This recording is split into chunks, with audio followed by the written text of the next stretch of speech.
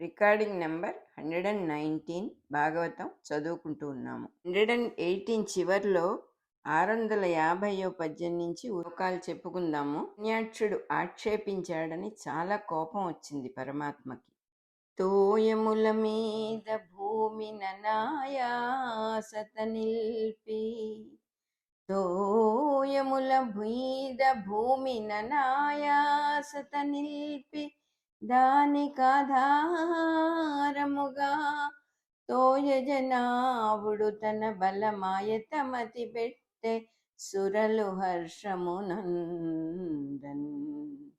ఆ భూదేవిని చక్కగా నీళ్ల మీద నిలబెట్టాడు ఆయన, అనాయాసంగా నిలబెట్టాడు.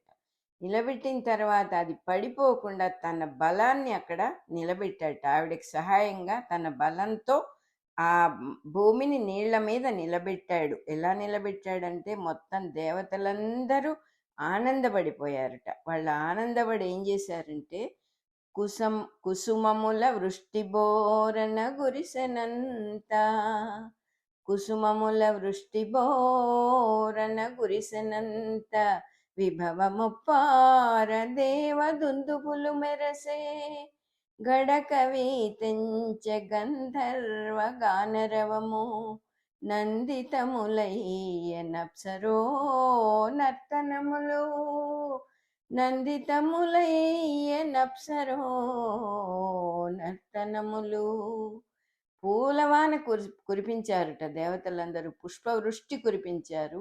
ఎంతో అద్భుతంగా వైభవంతో దేవదుందుబులన్నీ మోగించారుట. అప్పుడు గంధర్వులందరూ గానం చేశారుట, అప్సరసలందరూ నృత్యం చేశారుట. అయ్యవసరంబున నయ్యజ్ఞవరాహమూర్తిధరుండైన కమలలోచనుండు కనక కుండల కేయూర గ్రైవేయ, కటకాంగుళీయక భూషణ రోచులు నింగి బర్వ సమర సన్నద్ధుండై, ఘనగద గేలబూని మణికాంచన నవ్య విచిత్ర వర్మమింపొనరగా, ఘనగద గేలబూని మణికాంచన నవ్య విచిత్ర వర్మ మింపొనరగదాల్చి, దానవ నియుక్త దురుక్తి నిశాత బాణముల్దనగన మర్మముల్ గలప, దానవ నియుక్తి దురుక్తి నిశాత బాణముల్ దనగన మర్మముల్ గలప, దానవహంత నితాంత శౌర్యుడై, దానవహంత నితాంత శౌర్యుడై, కనలుచువచ్చునద్దనుజుగన్గొని రోష విభీషణాకృతిన్, రోష విభీషణాకృతిన్. చేతిలో పెద్ద గద ధరించి రత్నాలు తాపిన వన్నె చిన్నలున్న బంగారు కవచం వేసుకున్నట్ట పరమాత్మ. రాక్షసుడు చెప్పిన నిందావాక్యాలన్నీ బాణాల్లాగా గుచ్చుకున్నాయి ఆయనకి. వెంటనే లేచి కోపించి మహాశౌర్యంతో విజృంభించాడు. రోషంతో భయంకరాకారం దాల్చాడు.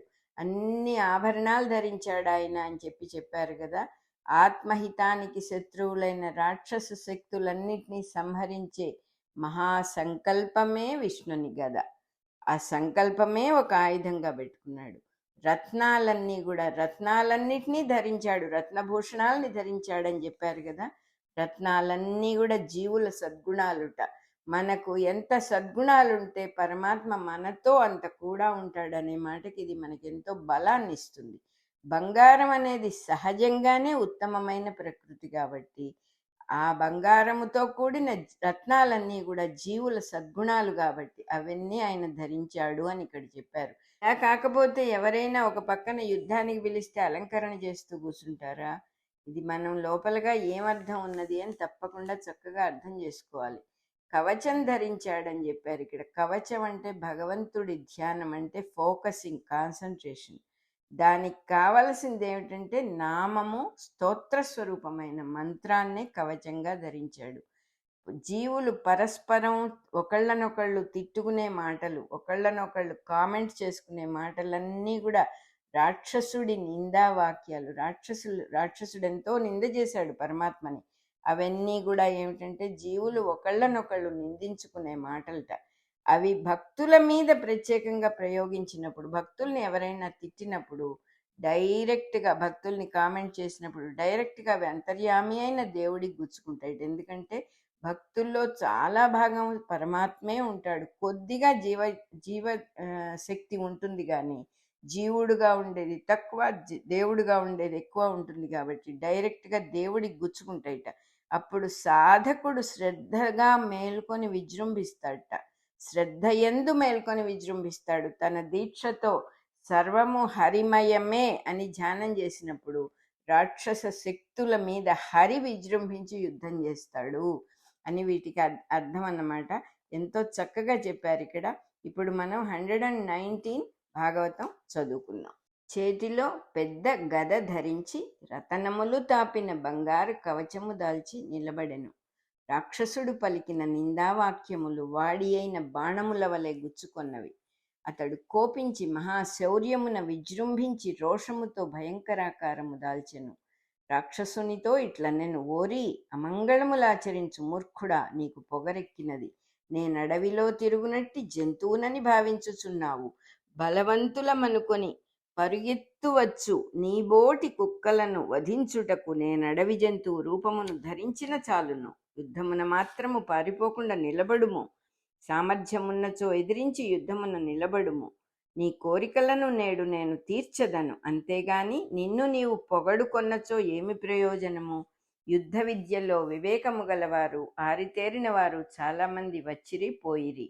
వారందరూ నీ వలనే మృత్యువు పాశములతో బంధింపబడిరి. వారిలో ఎవ్వడునూ ఆత్మస్తుతి చేసుకొని సంతోషింపలేదు.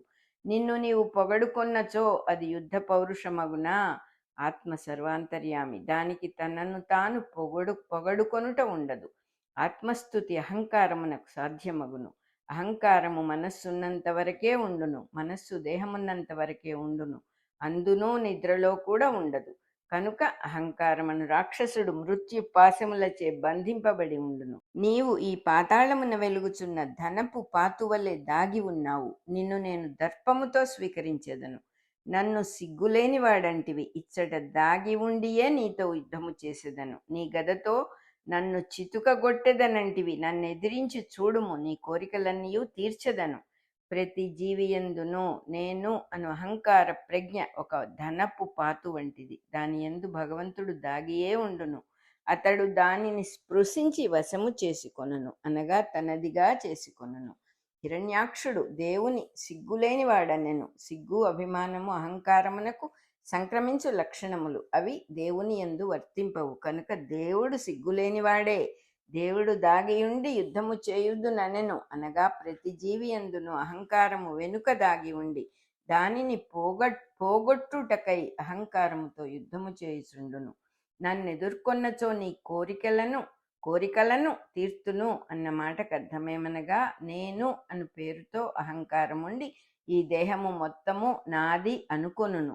ఈ అహంకారము లోపలనే నేనను పేరుతోనే దేవుడు దాగి ఉండును. రెండును ఎదురుపడినప్పుడే అహంకారము నశించును, దేవుడు మిగులును. ఇచ్చట సోహమస్మి, బ్రహ్మాహమస్మి అను మహావాక్యములకు వివరణ కథగా మలచబడినది. నీవు కాల్బలముల సైన్యములన్నిటికీ నాయకుడవు కావచ్చును. నీకు మిక్కిలి శౌర్యముండవచ్చును. నన్ను యుద్ధమున నెదిరించిన క్షణముననే నీ బలమును ఆయువును నేను స్వీకరింతును. ఇటుపైన భూమిపై రాక్షసులు లేకుండా చేసేదను. నా పరాక్రమము విక్రమము లోకములకు తెలియగలదు. నీవు కాల్బలములకు నాయకుడవు అనగా నడచునట్టి జీవులన్నీయూ అహంకారముచే నడుపబడుచున్నవని అర్థము. ఇటుపైన భూమిపైన రాక్షసులు లేకుండా చేసేదను అన్న మాటకు అర్థమేమనగా, పృథ్వీతత్వముతో చేయబడిన శరీరమునందెచ్చటను భగవంతుని అంతర్యామిత్వమే ఉన్నది అను జ్ఞానము స్థాపింపబడునని. ఇక అహంకారమునకు తావుండదు. విష్ణుని పరాక్రమమనగా తనకన్నా వేరుగా కనిపించదు. సృష్టిని తానుగా ఆక్రమించుట, అహంకారము కలవానికి తాను తనకన్న వేరైన ప్రపంచము కనిపించును. దానిని విష్ణువు ఆక్రమించిన వెనుక అన్నిటి యందు తానే నిండి ఉండును గాని తనకన్న వేరైనదేదియూ ఉండదు. ఇదియే పరాక్రమము అను మాటకు విష్ణుపరమైన మంత్రార్థము. నన్నెదిరింపగలిగిన శౌర్యము, ధైర్యము, బలము కలిగినచో యుద్ధమున నిలబడుము. నీ హితులైన వారికి కన్నీరు కలుగకుండవలెనన్నచో వెనుదిరిగి పారిపొమ్ము. ఊరక ప్రేలెదవేళ నీవు అధమాధమ జాతి రాక్షసుడవు. ఎదిరించినచో నీ ఉండవు. లేదా నీ వారితో సంబంధములు త్రెంచుకొన ఇష్టపడనిచో వెనుదిరిగి పారిపొమ్మని అర్థము. సర్వమునందును దైవమే దర్శనమిచ్చినప్పుడు చుట్టరికములు బంధములు తెగును. అట్లు కాక బంధువుల మిత్రుల కన్నీరే ముఖ్యమైనచో అహంకారమున బ్రతుకవచ్చును. అనగా జీవి దైవ దర్శనము చేయుటకిష్టపడడు. అట్టివాడు సంసారి అనబడు అధమ జాతికి చెందును.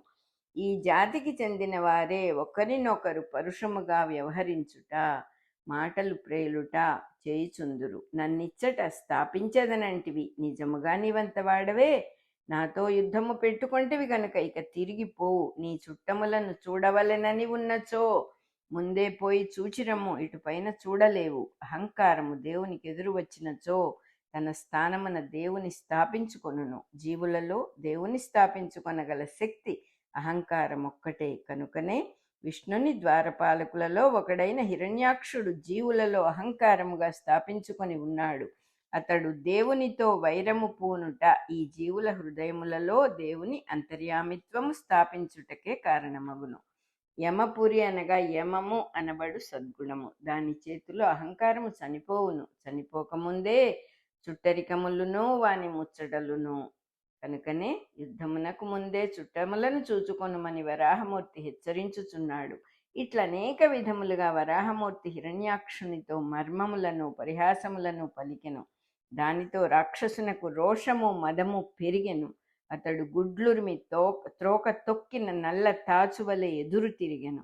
కోపముతో నిట్టూర్చుచు దేహము కంపింపగా మనస్సు చికాకు పడగా గద ధరించి సాహసముతో విష్ణునికి ఎదురు నడచెను.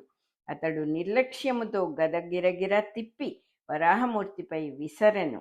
దానిని లెక్క చేయక చేతితో పట్టుకొని వరాహము తునాతునకలు చేసెను. రాక్షసుడు కోపముతో వెర్రెత్తి మరి ఒక గద విసరెను. అది కూడా తన్ను తాకకుండునట్లుగా విష్ణువు పట్టుకొని త్రుంచి వైచెను. ఈ వరాహమూర్తి గదాయుద్ధమున ఎంతటి హస్తలాఘవము కలవాడు అని రాక్షసుడు మెచ్చుకొనెను. వరాహమూర్తి ఆ రాక్షసుని గుండెలపై గురుద్దెను. అతడు తెలివి తప్పి పడిపోయెను. మరల తెలివి చెంది రాక్షసుడు విష్ణువుని గురుద్దెను. ఇద్దరును తలపడిరి. ఒకరినొకరు జయించు పట్టుదల పెరిగినది. ఉత్తర దక్షిణముల నుండి 2 సముద్రములు ముందునకు వచ్చి ఒకదానినొకటి ముంచెత్తుటకు అలలు పెచ్చు పెరుగుచున్నట్లుండెను. 2 మదపుటేనుగులు రోషముతో ఒకదానినొకటి తొండములతో బాదుచున్నట్లుండెను. 2 పెద్ద పులులు భయంకరముగా తలపడినట్లుండెను. మదించిన 2 గిత్తలు రంకెలు వైచుచూ క్రుమ్ముకొనుచున్నట్లుండెను. హిరణ్యాక్షుడు ఎడమ ప్రక్కగా గిర్రున తిరిగి వరాహమూర్తిని పట్టుకొనబోయెను. వరాహము కుడి ప్రక్కగా గిర్రున తిరిగి తప్పించుకొని పిడుగు వంటి గదా దండముతో మోదెను. రాక్షసుడు తెలివి తప్పి పడిపోయి మరల తెలివంది తన గదతో వరాహమూర్తి నుదురు బ్రద్దలు కొట్టెను. దేహములు నెత్తురు కారుచుండగా ఇద్దరును పూచిన అశోక వృక్షముల వలె పోరుచుండిరి. గాలికి అశోక వృక్షములు 2 విడిపోవుచు కలిసి కొనుచున్నట్లు వారిద్దరునూ దూరముగా పోయి మరల పరుగెత్తుకొని వచ్చి కలబడుచుండిరి. ఒకరి రక్తమొకరు వాసన చూచుచూ తిరస్కార సంభాషణములతో పరిహాసములతో మరల పోరుచుండిరి. ఆ మహాబలవంతుల యుద్ధము చూచుటకై మునీంద్రులతో సిద్ధులతో సాధ్యులతో దేవగణములతో చతుర్ముఖుడు వచ్చి నిలబడెను. భూదేవి కొరకై రాక్షసునితో ఇంతటి యుద్ధము జరిగినదని ఆశ్చర్యపడెను. భూదేవి నిమిత్తమై పోరువచ్చుట అనగా జన్మ కారణముగా శరీరమును అహంకారం ఆక్రమించును. అంతర్యామిగా భగవంతుడు ఆక్రమించును. వానితో అహంకారము చేయు యుద్ధమే హిరణ్యాక్షుడు వరాహమూర్తితో చేయు యుద్ధము. రికార్డింగ్ నెంబర్ 119 అయిపోయింది.